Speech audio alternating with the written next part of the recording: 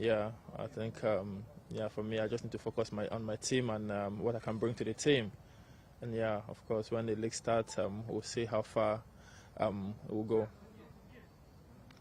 Futbol böyle bir oyun aslında. Futbol mücadelelerin oyunu. Bu mücadeleler her zaman var olacaklar. Aslında benim yapmam gereken şey kendi takımıma odaklanmak, kendi yapabileceklerime odaklanmak, kendi takıma neler katabilirim, onlara ne gibi faydada bulunabilirim, bunlara odaklanmak. Benim odaklanacağım nokta bu olacak. Bu rekabet tabii ki olacak. Önemli oyuncular var Türkiye Süper Ligi'nde. Bunlarla tabii ki rekabet içinde olacağız ama önemli olan nokta, benim adıma odaklanacağım nokta, takıma neler katabileceğim, kendi adıma neler yapabileceğim. Kendinizi tanıtarak arkadaşlar. Uğur Günaydın, Tolerana Demirören Haber Ajansı. Trabzonspor'daki ilk sezonunda So in your first season in Trabzonspor, we could see that you adapted really quick, and you were the top scorer. You scored many goals for the team. And this season also, both physically and mentally, how do you feel yourself? And what are your targets for this season? Because because we are going to see a different Onuachu, I guess. I mean, first of all, I feel really good to come back here. Yeah. I mean, coming back to a team where you've played before and the fans love you, you're expecting to give a lot. I mean, I came back with a different energy and of course, as the league goes on and more games to play, the more physical strength to get. So, I mean, for me, I'm just here to do what I know how to do best and take it up for where I stop. Öncelikle burada tekrar olmak beni çok mutlu ediyor. Buna söyleyerek başlayabilirim sözlerime. Daha önce oynadığınız bir yere döndüğünüzde taraftarlar da eğer sizi seviyorlarsa tabii ki ekstra elinizden gelen bütün mücadeleyi vermeye çalışırsınız. Ben de bunu yapacağım açıkçası çünkü taraftarların burada bana ne kadar büyük bir sevgiyle yaklaştıklarını görebiliyorum, bunu hissedebiliyorum. Farklı bir enerjiyle burada olacağım. Zaten sizin aslında bahsettiğiniz gibi lig başladıkça, maçlar oynandıkça, adım adım ilerledikçe hem fiziksel anlamda hem de güç anlamında daha iyi ileriye gideceğiz mutlaka. Ben de o mücadeleyi sonuna kadar sürdüreceğim elbette. Salih Taka, geride kalan sezonun başına Trabzonspor transferi söz konusuyken in the last season, Trabzonspor tried to sign you again, but Southampton, they didn't sell you and you didn't sign for another club, and we knew that you had the intentions to come to Trabzonspor. In that time, what happened there, in the last season when you didn't come to Trabzonspor? What did you speak with your ex-club? Can you tell us what happened exactly? Yeah, I mean, after my loan spell, the goal was to come back, which everybody know. I was really speaking to Southampton that I really wanted to come back, but of course, you know how football is. Clubs to club have to agree first before the club who owns the player will allow the player go. So, but I was really keen coming back to Trabzonspor because what I experienced the last time I was here was amazing. The atmosphere, the fans. So I was really doing my own part to come back to the club, like I promised before I left. But of course, it's football. We also have to respect the team, Southampton, where I played, and also have to respect their decision. If both parties can come to agreement, so I mean that would be very good, of course, for me and for Trabzon. So, I mean, yeah, I was keen coming back. I really wanted to come back, but of course, I have to respect the team I was playing currently. Then their decisions. Öncelikle ayrıldığım ilk andan itibaren aslında buraya geri dönme niyetimin olduğunu, geri dönme isteğimin olduğunu herkes biliyordu zaten. Hedefimde buraya geri dönebilmekti çünkü burada ne kadar sevildiğimi, ne kadar taraftarların beni istediğini farkındaydım. Ancak futbol böyle bir oyun. Futbolda öncelikle sizin oynadığınız, sözleşme imzaladığınız kulübün yeni kulübünüzle sizi isteyen kulüple anlaşma sağlaması gerekiyor. Kulüpler arasında bir anlaşma olması gerekiyor ki sizin ayrılışınız onaylanabilsin. Böyle de olmuştu aslında. Trabzonspor'un beni ne kadar istediğini biliyordum. Ben de geri dönmek istemiştim. Ancak oynadığım bir kulüp vardı. Sözleşme imzaladığımız bir kulüp vardı. O kulübe de saygımı göstermek zorundaydım. Southampton'ın kararına saygı duymak zorundaydım. Ama tabii ki onlar da zaten Trabzonspor'a geri dönme isteğimi ve talebimi iletmiştim. O dönem maalesef bu anlaşma olmadı. Ancak şu an oldu, yine tekrar beraberiz. Dediğim gibi aslında o dönem de gelme niyetim vardı. Zaten bunun sözünü de vermiştim. Geri dönmek istediğimi de belirtmiştim. Ama takımların arasındaki anlaşmaya ve imzaladığım sözleşmeye de saygı duymak zorundaydım. Trabzonspor'a büyük umutlarla transfer edilen Felipe Augusto. Felipe Augusto, now, we signed him, the new striker, he has been effective, he has been good in precision, and now, you are good in the long balls, you can make connections and links up, and Augusto, also has a style that he can be effective in the wide areas, he can be quick, both of you guys playing together. How do you think you are going to contribute, both of you playing together, and in a system where you play two strikers, how do you think you can make impact with Felipe? And which system would be your favorite system? Which system would you like to play with? I mean, it's always good to have a lot of players in the team. Yeah, Felipe is a young, good, fast, strong striker. But for me, it depends the system the coach want to play. If it's 1-2, I mean, I'm happy with everything the coach decides to play. But of course, we all need every player in the team to try to get where we're going to in this season. So, I mean, for the system, I mean, it depends on what the coach wanted to play. If it's 1 or 2 striker, I'm happy with everything. Like I said, we need every player to come and contribute to Trabzonspor because we have a target this season, and if every player give their best, I think we'll try to get to our target. Öncelikle takımda olabildiğince fazla sayıda oyuncunuzun olması, rekabetin olması her zaman tabii ki takım adına olumlu sonuç verecektir. Sizin verdiğiniz Felipe örneğinden yola çıkacak olursak eğer, Felipe gerçekten genç, hızlı, güçlü bir santrafor oyuncusu. Bize büyük katkılarda bulunabilecek bir oyuncu. Onunla beraber oynamak ya da diğer arkadaşlarımızla beraber oynamak tabii ki güzel olacaktır. Ancak bunun kararını, yani tek santrafor mu, çift santrafor mu oynayacağımızın kararını ya da sistemin nasıl bir sistem olacağının kararını her zaman hocamız verecek. Ancak ben tek santraforda oynasam, çift santraforda oynasam mutlu olacağım. Çünkü önemli olan takıma katkıda bulunabilmek. En önemli olan şey Trabzonspor'da bulunan tüm oyuncuların takıma elinden gelen her şeyi vermeleri. Çünkü burada takıma katkıda bulunmak için buradayız. Beraber bir hedefimiz var. Ancak bu hedefe de yalnızca herkes elinden gelen en iyisini yaparsa ulaşabiliriz diye düşünüyorum. Haber 61. İlk geldiği dönemde farklı bir teknik adamdı. First area, first time, Trabzonspor, you were working with a different coach. Now you are working with a different coach. System-wise, what is the difference between two coaches that you work in Trabzonspor? And also the fans, they really want to know if you will be able to play in the first match or not in this match. Yeah, I mean, in every team you go, you meet different coaches, different staffs. The most important thing is to adapt to what the coaches want. If it's the previous coach, Abdullahi, or if it's my present coach now, you just have to try to adapt to what he wanted to do, the system he wants to imply in the game.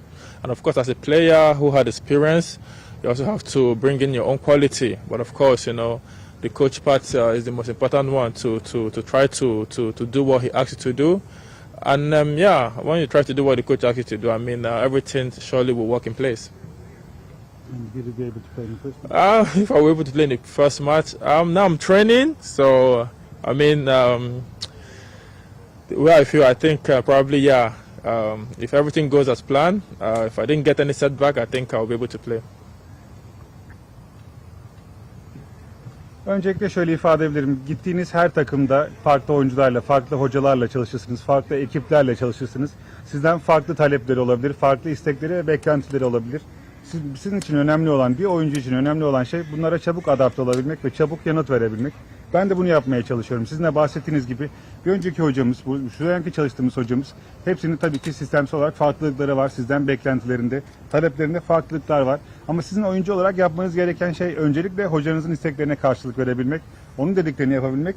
Sonrasında tabii ki kendi kalitenizi ortaya koyup kendi farkınızı yaratabilmeniz. Ben de aynısını yapmaya çalışıyorum. Daha önceki geldiğim dönemde de neyi yapmaya çalışırsam yine bu şekilde de kalitemi ortaya koymaya çalışıyorum.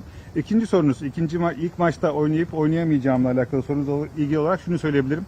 Muhtemelen oynayacağım çünkü eğer bir aksilik yaşanmazsa, herhangi bir sıkıntı yaşamazsam ilk maçta oynayabilecek durumda olabileceğimi düşünüyorum. Veysel Mete Kılıç, Trabzon Haber Anlık. Takımın bu sezonki kadro rotasyonunu ilk maratonu için yeterli buluyor mu? Do you think the rotation, the squad rotation will be enough, for this race? Do you think you will get enough service and enough help from your teammates inside the pitch this season? Yeah, I mean, of course, everybody playing on the pitch, both outside and inside.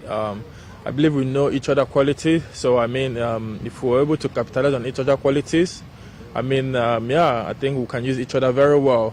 Being me playing on top, being Felipe, being the other striker from Ukraine. I mean, if we have to capitalize on everybody quality, and of course, if Tony is playing also, so we knew each other quality. We've been training for a while now. So the most important thing is to do what the coach asks us to do, and of course, to try to use each other quality the best way we can. Because you know, if we're all training together, we are not using each other quality. I mean, we don't understand each other quality. It's going to be a problem. So I mean, we need to use each other quality the best way we can. And of course, the first thing, like I said, to believe in what the coach asks us to do, and of course, use our quality very well. Sorunuza şöyle bir yanıt verebilirim. Aslında bir önceki soruda da benzer bir yanıt vermiştim. Bizim önceliğimiz tabii ki hocamızın taleplerine karşılık verebilmek, ama bu verdiğimiz karşılıkta da kendi kalitemizi, kendi yeteneğimizi de aynı şekilde ortaya koyabilmek. Biz arkadaşlarımızla aslında önemli bir süredir diyebilirim birlikte çalışıyoruz. Dolayısıyla birbirimizi hem saha içinde hem de saha dışında neler yapabileceğimizi, neleri daha iyi yapabileceğimizi görebiliyoruz ve birbirimizi tanıma imkanımız var. Örneğin en ön bölgede ister ben oynayayım, ister Felipe, ister Danilo, ister Tony oynasın. Kim oynarsa oynasın, bütün takım arkadaşlarımız neler yapabileceklerinin farkında oldukları için, takıma ne gibi katkılar yapabileceklerinin farkında oldukları için herkes birbirine katkıda bulunmaya çalışacak.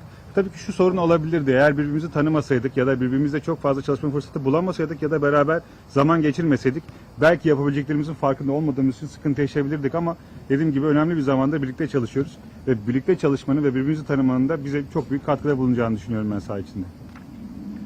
Hüseyin Terzi, Trabzon İksaber. Trabzon'da hedefleri, Trabzonspor'da hedefleri neler? What are your targets in Trabzonspor, and what are your targets in Trabzonspor, and have you decided any number of goals, for this season, like any target? I mean, of course, Trabzonspor, of course, Trabzon is a big team in Turkey. Of course, we all as a team, as a city, the city have expectation for us, the players. So I mean, and we as a team, the staffs, we have a target. Because we're also a big team in Turkey. So, I mean, we talk about this every time with the coach. We have a target where we are going to, and of course, the target is to compete. And I will try as much as we can to compete. But for me, even when I was here last time, I don't set a target. I just take each game as it comes. Well, I know that I'm going to score some goals, but I don't set a target for my number of goals. Trabzonspor tabii ki Türkiye'nin en büyük kulüplerinden bir tanesi ve büyük kulüplerde oynuyorsanız, eğer büyük kulüplerin üyesiyseniz, o takımlardaysanız hedefiniz her zaman en iyisini yapabilmektir. Biz şehrin, insanların, taraftarlarımızın bizden beklentilerinin farkındayız. Biz de oyuncular olarak, hoca ekibi olarak, bütün kulüp, herkes olarak tabii ki hedefimiz her zaman yarışmacı olabilmek, en yukarıda olabilmek, insanların beklentilerine karşılık verebilmek. Bu seneki hedeflerimiz, takım olarak hedefimiz bu şekilde diyebilirim. Bireysel olarak şunu söyleyebilirim aslında. Geçen sefer geldiğinde de ifade etmiştim. Kendime rakam anlamında bir gol hedefi koymuyorum. Olabilecek en fazla sayıda golü atmaya çalışarak takıma katkıda bulunmaya çalışıyorum. Bir gol hedefim yok. Maç değerlendiriyorum, ama tabii ki isteğim elimden geldiğince en fazla sayıda golü atabilmek. Güne Bakış gazetesi Ali Osman Yörük. Vakayeme ile beraber aralarında iyi oldu, arkadaşlar iyi olduğunu biliyoruz. We know that you have a really good relationship with Tony, and you will be playing together. What do you want to say about your relationship and playing together with Tony? I mean, Tony is like a big brother to me. So I mean, it's nice coming here to see him. If you watch me every time in training, my mood is always happy because of him. I'm always smiling. So I mean, it's nice to come to play here with him. He's played here previously. The fan, everybody love him. He's a good player, strong, good with the ball. So I mean, playing by his side sometimes, and if you're playing regular, I mean, it's somebody you have to also learn from, not just in football but in life in general. So I mean, I'm really happy to have him here, and of course to train and play with him. Onunla beraber oynamaktan çok mutluyum. Tony aslında şöyle bir oyuncu. Aslında benim adıma kardeşim gibi diyebileceğim, çok yakınımda olan bir oyuncu. Antrenmanlarda, eğer siz de görüyorsunuzdur zaten, antrenmanlarda yüzümde gülümseme varsa sebebi büyük ihtimalle Tony'dir. Çünkü hep onunla beraberiz. Onunla beraber olduğumuzda gerçekten çok iyi hissediyoruz. Taraftarlar, bütün izleyen herkes Tony'yi çok beğeniyorlar. Hem oyuncu olarak hem de insan olarak çok değerli bir insan olduğunu düşünüyorum. Çünkü çok güçlü, çok iyi bir oyuncu. Topla beraber olduğunda inanılmaz işler yapabilen bir oyuncu. Onunla beraber olabilmek, onunla beraber düzenli oynayabilmek beni de çok mutlu ediyor. Tony aynı zamanda sadece futbol anlamında değil, hayat anlamında da bir şeyler öğrenebileceğiniz, size yol gösterebilecek bir oyuncu. Dolayısıyla onunla beraber olmaktan, onunla beraber oynamaktan dolayı çok mutluyum. Süper Lig'de bir sezon Trabzonspor forması altında. So- CANLI So for one season, you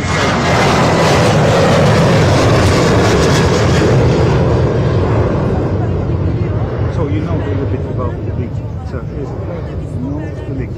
And I want to ask you about the defenders. If you compare the Turkish center defenders and Super League center defenders, what do you want to say if you compare, the center defenders in Europe and in Turkey? What do you want to say about this difference? I mean, at football, of course, I played here last time. The Turkish league is quite physical, especially when you play against defenders who always come to your back. And yeah, I mean, in Europe too, they have a top defender in Premiership, very, very physical, of course. But the only difference that I would say in Europe or in Premiership is probably the defenders are probably a little bit more, younger and a little bit more agile. But I mean, in football, you can't take one league over one league, because like what happened last time I watched the game, Galatasaray United, Premiership, Turkish League, Galatasaray won. So I mean, football now is unpredictable, regardless if you're playing in the Premier League, Turkish League, Spanish, Belgium, everywhere. So I mean, everybody can compete now in football, and this is what we want with this sport, that every player can compete all over the world. Futbol böyle bir oyun aslında ama şöyle ifade edebilirim. Türkiye Süper Ligi fiziksel anlamda önemli bir lig. Fiziksel anlamda güçlü oyuncuların olduğu bir lig. Genelde de savunma, yani stoper oyuncuların sırtınızdan baskıya geldiğinde gayet güçlü bir şekilde geldiği, sert oynanan bir lig. Avrupa'da da, Premier Lig'de de, İngiltere Ligi'nde de gayet önemli savunma oyuncuları var. Belki aralarındaki temel fark olarak şunu ifade edebilirim. Belki İngiltere'de, yani Avrupa'da genel olarak savunma oyuncuları, genç oyuncular biraz daha dengeli, daha aslında güçlü oyuncular olarak değerlendirebiliriz belki, ama futbol aslında öyle bir noktaya geldi ki şu an her takım birbirleriyle rekabet halinde olabiliyor. Örneğin daha önceki senelerde de izlediğimiz gibi Galatasaray Manchester United maçlarında Galatasaray'ın kazandığı maçlarda oldu. Her takım birbirleriyle rekabet edebilecek güçte. Her oyuncu birbiriyle rekabet edebilecek güçte. Dolayısıyla futbol tahmin edilemez bir oyun aslında. Bu da futbolu güzel yapan taraflardan bir tanesi. Ama aralarındaki temel fark bu olarak nitelendirebilirim. Türkiye Ligi'nde daha fiziksel bir lig oynanıyor. Stoperler üzerinde daha fiziksel oyuncular diyebilirim. Daha güçlü oyuncular. Teşekkür ediyoruz arkadaşlar. Thank you. Thank you. Kolay gelsin. Hello. Burada. Biraz acele edelim lütfen.